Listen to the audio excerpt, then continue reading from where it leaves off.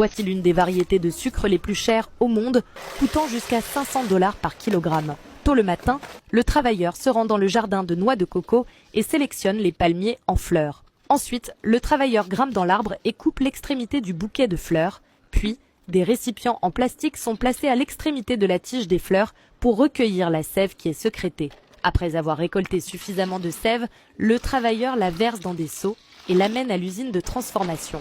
La sève de noix de coco est versée dans de grandes poêles en fonte et filtrée à travers un tamis pour éliminer les impuretés. La sève est ensuite chauffée directement sur un poêle à charbon. Lorsque la sève bout, le travailleur utilise un tamis pour enlever la mousse à la surface. Un tapis en rotin tressé est ensuite placé sur les poêles en fonte pour empêcher la sève de déborder pendant le processus de concentration.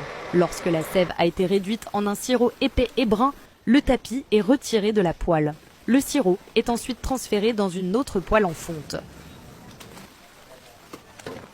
Ensuite, une machine centrifuge spécialisée est utilisée pour fouetter le sirop, accélérant ainsi le processus de cristallisation. Tout le processus est effectué à la main, nécessitant une attention méticuleuse et une expertise de la part du travailleur pour garantir la qualité du produit final. Lorsque le sirop atteint le niveau de concentration souhaité, le travailleur prend un moule tapissé d'une couche anti-adhésive et le remplit de sirop après une demi-journée. Une fois que le sucre a refroidi et durci, il peut être retiré du moule et vendu.